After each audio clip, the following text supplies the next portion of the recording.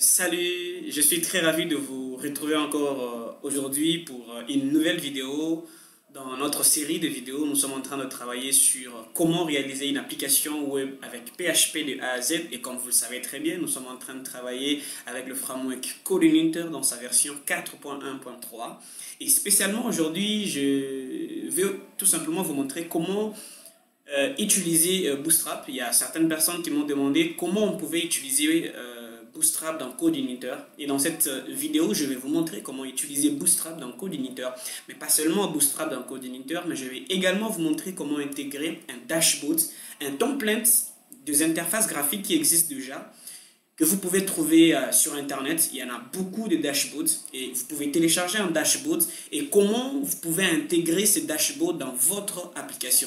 Parce que déjà, je vous rappelle que l'objectif de nos vidéos, c'est vous montrer comment réaliser plus rapidement un projet de développement web où vous n'avez pas à perdre beaucoup de temps avec de fonctions et de méthodes qui existent déjà. Vous pouvez réaliser votre application web plus rapidement que possible. Alors, allons-y dans notre nouvelle vidéo. Nous parlons de comment intégrer un dashboard admin dans un projet Coordinator.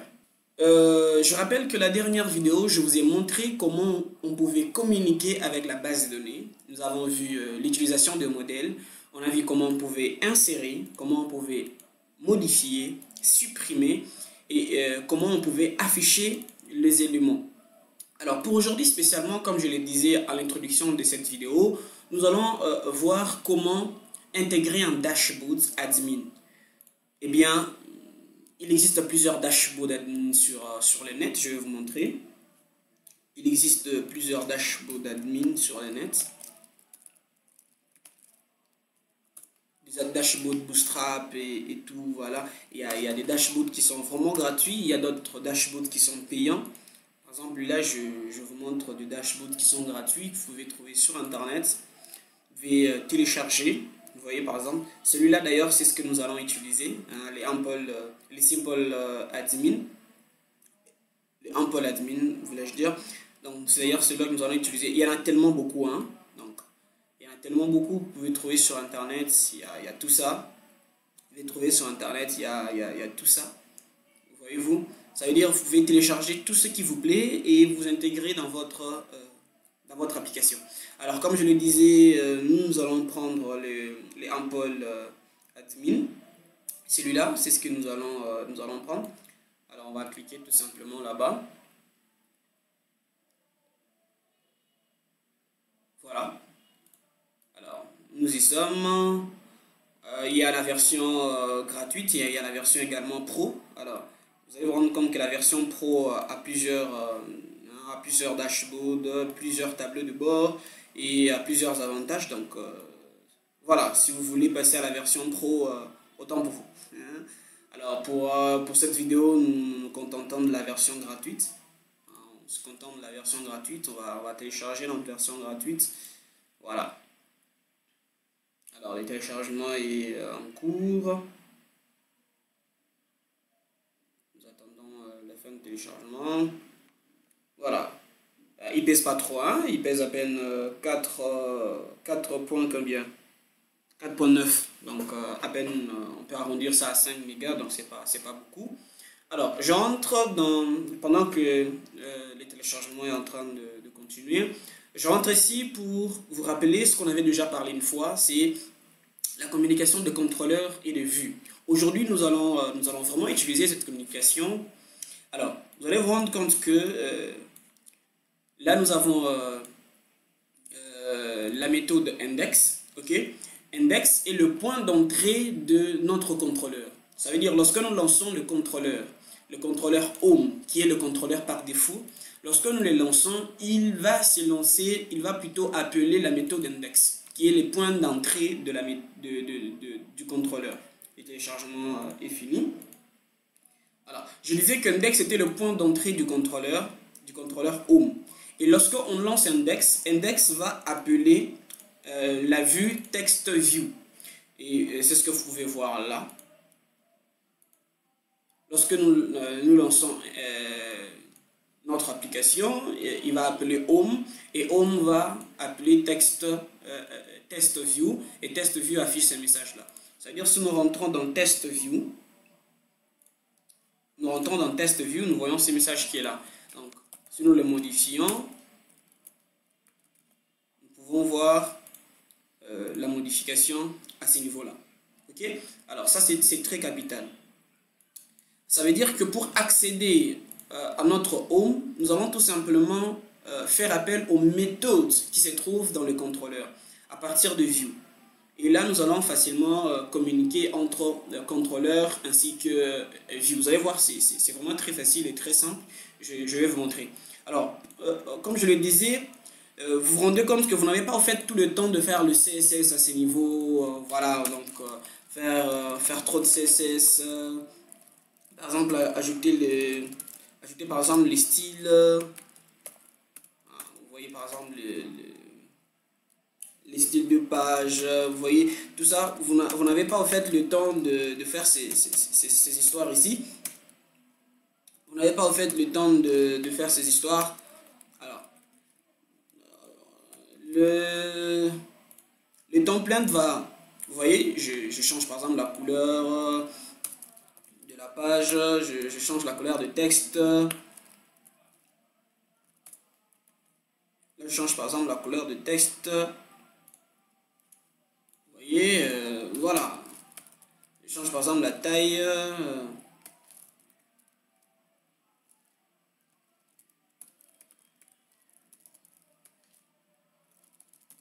font size, vous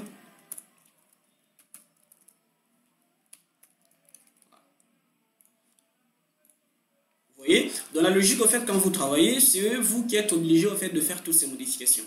Mais entre nous, qu'on se le dise, si vous voulez avoir une très bonne application, vous allez prendre beaucoup trop de temps pour faire le CSS. Mais seulement, il faut avoir la base de CSS. Ça, c'est très capital. Alors, pour nous, nous allons nous en passer de ces modifs-là. Okay? On va s'en passer de ça pour faire un peu plus rapidement notre application. Parce que l'objectif, c'est faire un peu plus rapidement. Alors, le téléchargement est déjà fini. Hein? Le téléchargement de notre dashboard est fini. Voilà.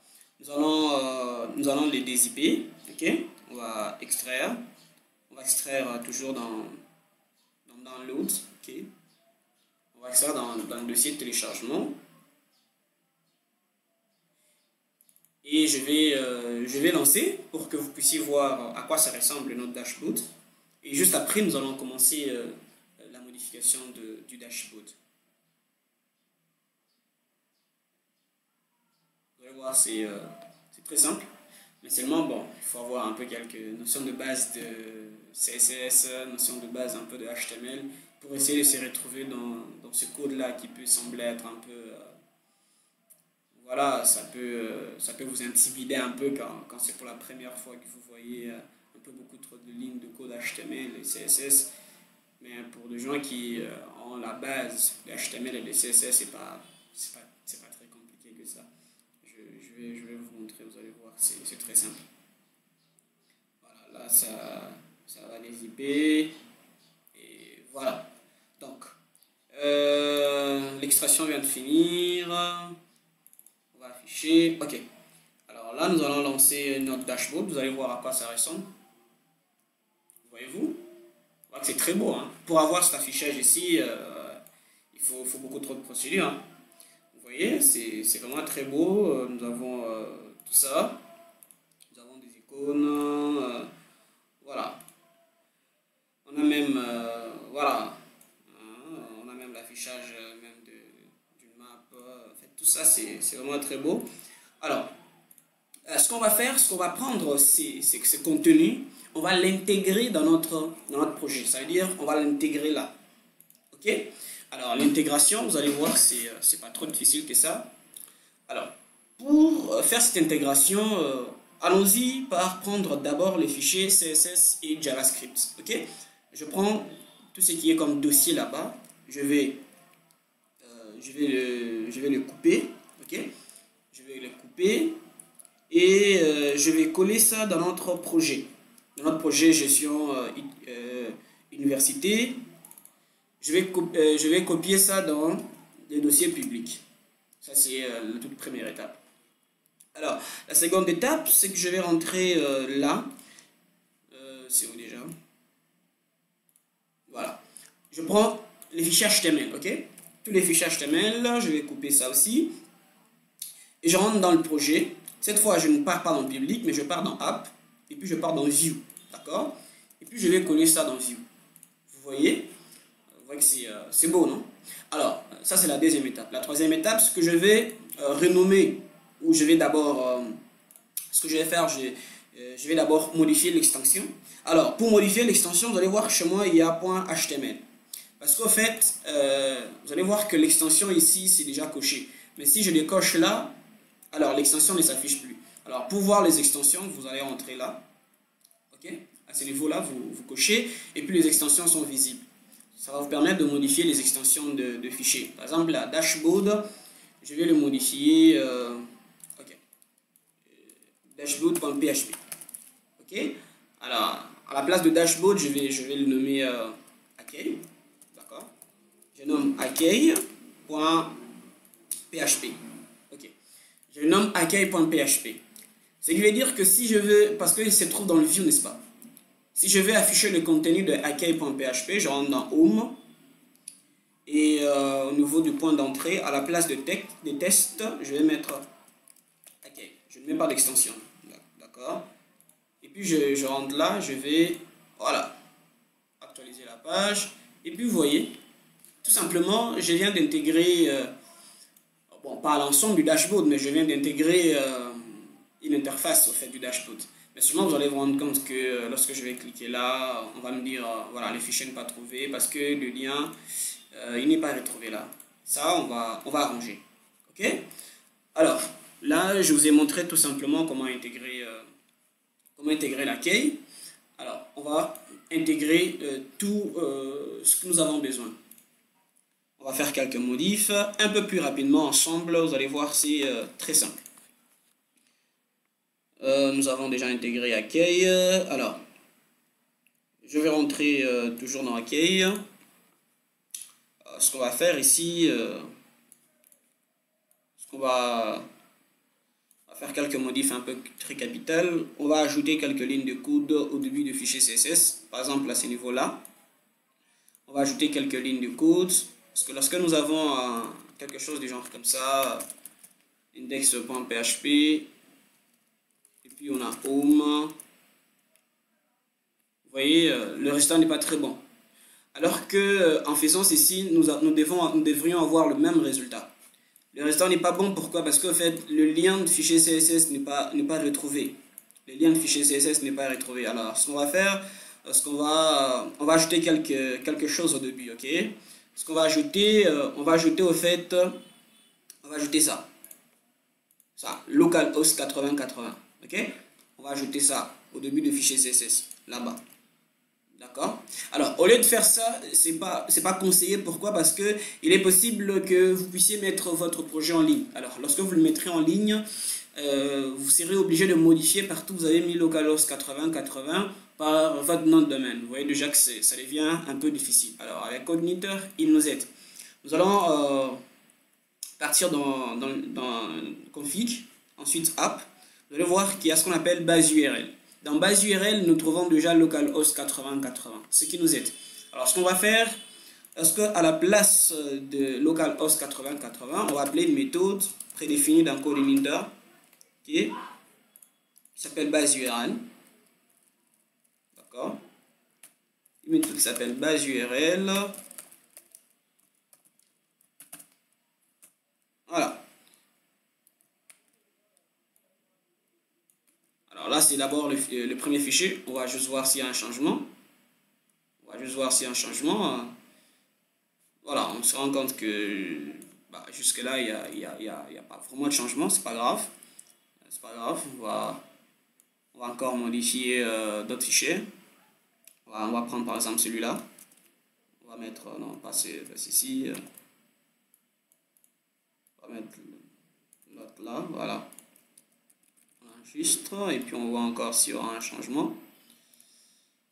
Y a-t-il un changement? Voilà. Ça commence à venir, mais seulement que vous voyez que ça continue à faire ça. Ça veut dire qu'il y a d'autres fichiers qui ne sont pas visibles. Alors, ce qu'on va faire, c'est que au lieu de faire ces modifications ligne après ligne, parce qu'on doit également le faire sur le JS, alors on va le faire un peu en 1, on va le faire un peu en général. Ça veut dire, je vais faire un retour, et puis je vais sélectionner ceci, ok, CTRL-SHIFT H, ok. Donc on va modifier dans tout le projet. On va modifier dans tout le projet, là où nous trouvons c'est là, ce qui est juste là. On va modifier dans tout le projet, là où nous trouvons ce qui est là, on va le modifier par base URL slash. Voilà, on va faire ça comme ça. Vous voyez, il y a 199 occurrences, c'était beaucoup trop. Voilà, on a fait ça. Ensuite, nous allons prendre le lien des images, ok, le lien des images. On va également faire la même opération, CTRL-SHIFT-H. Voilà, on va faire la même opération. À ce niveau-là, on va modifier. Il y a 9 occurrences seulement. Ensuite, on va faire la même opération sur les fichiers JS. Les scripts, CTRL-SHIFT-H.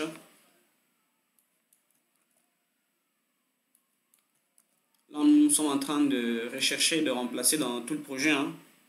Voilà, 61 occurrences. C'est bon. Alors là, lorsque nous affichons, ça nous donne quoi?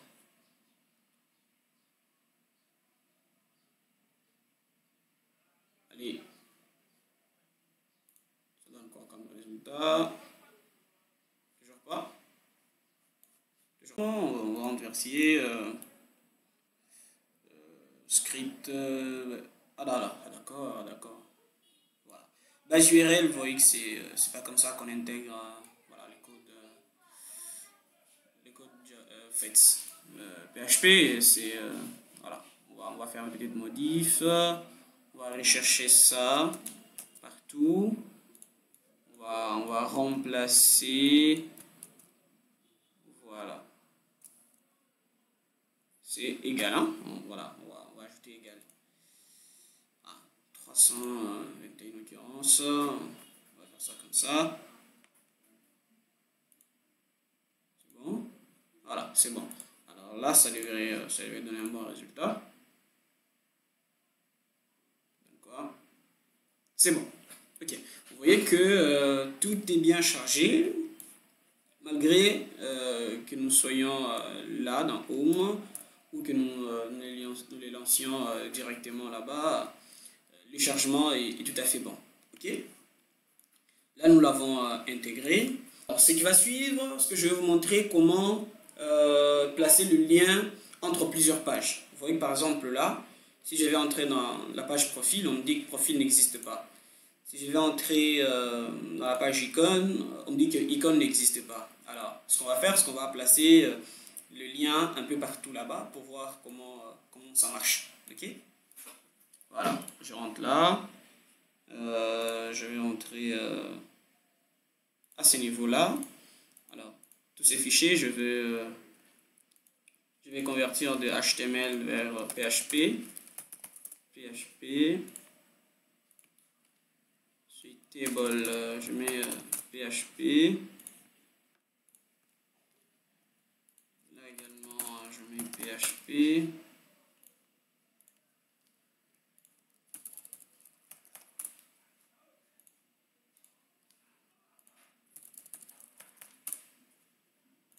Voilà.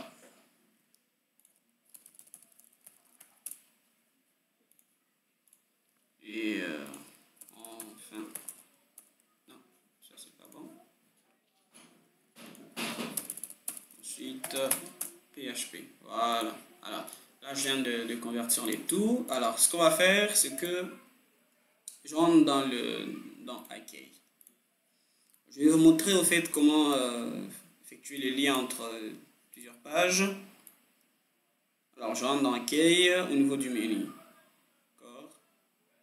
Au niveau du menu. Non, c'est juste là.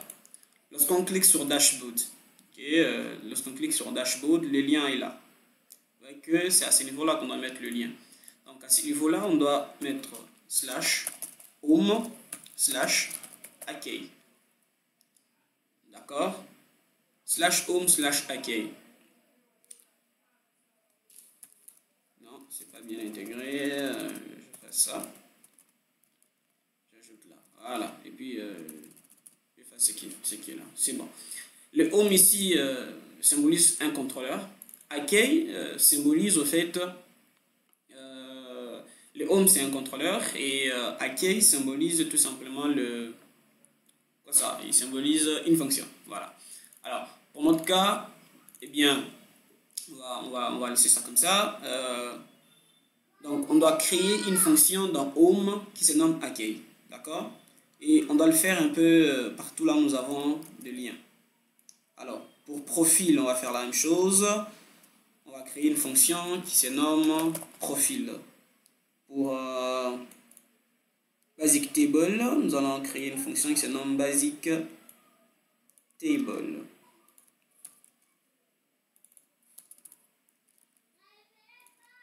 Basic table, comme ça. Font. On va créer une fonction également qui se nomme font. Map, on va également créer une fonction qui se nomme map. Voilà. Alors, oui, on crée également une fonction ça.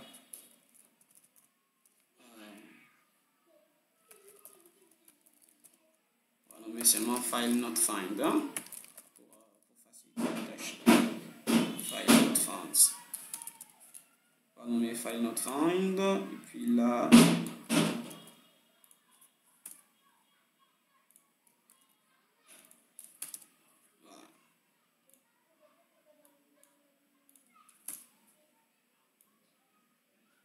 C'est bon? Voilà, c'est bon. Si nous allons enlever ça comme ça. C'est tout à fait bon. D'accord? Alors, nous allons rentrer maintenant dans notre fichier home et nous allons créer des fonctions. Ok? On va créer des fonctions qui doivent être publiques.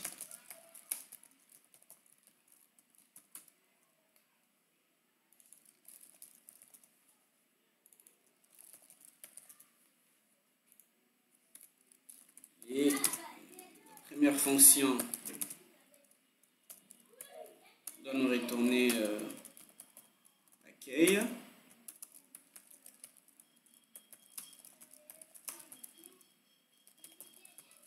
Profil nous retourne les profils.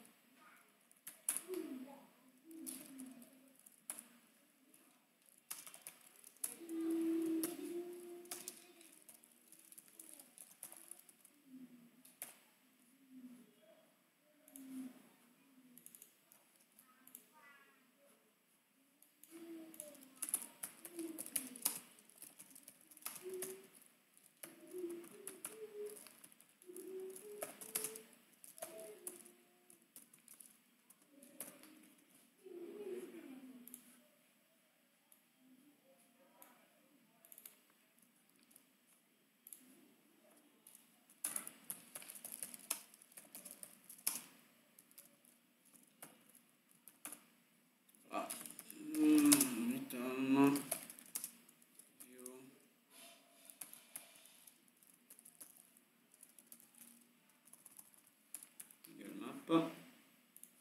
on finit par find not found. On va regarder là.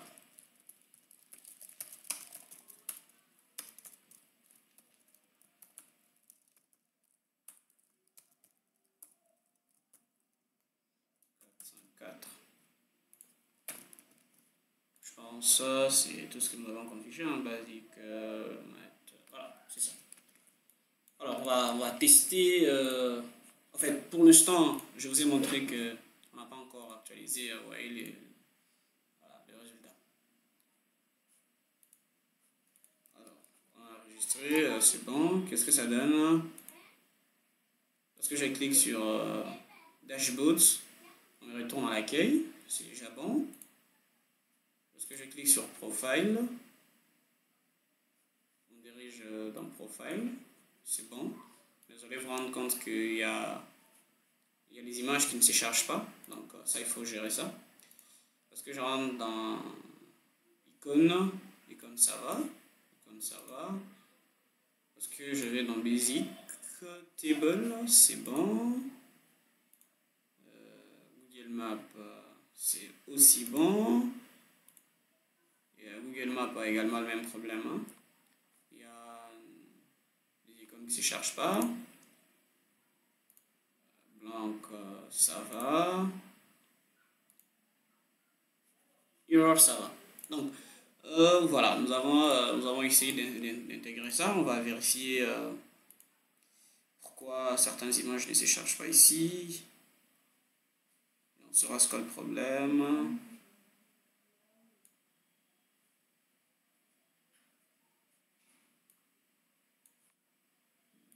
Dans Table Basic, on a eu le problème. Non, non. Il faut d'abord être à l'accueil pour cliquer sur Profile. C'est dans Profile qu'on a eu des problèmes. Alors, on rentre dans Profile. On va voir pourquoi ça me donne ce problème-là. Ok. Donc, Profile, il n'y a pas eu de modification sur les images. Alors, Profile n'a pas eu de modification sur les images. Vous voyez déjà que c'est comme ça qu'on fait de l'intégration en code editor. Donc, vous vérifiez chaque partie. Voilà. Est-ce que les images peuvent se charger maintenant en Profile? D'accord, autant pour nous. C'est quoi d'autre qui y a eu des problèmes? Blanc, ça va. Alors, voilà. C'est bon. Dans cette vidéo, je vous ai au fait montré comment vous pouvez intégrer un dashboard admin dans votre projet. Alors, dans la prochaine vidéo, je vais vous montrer comment cette fois personnaliser le dashboard admin que vous venez d'intégrer, comment vous pouvez le personnaliser dans le projet.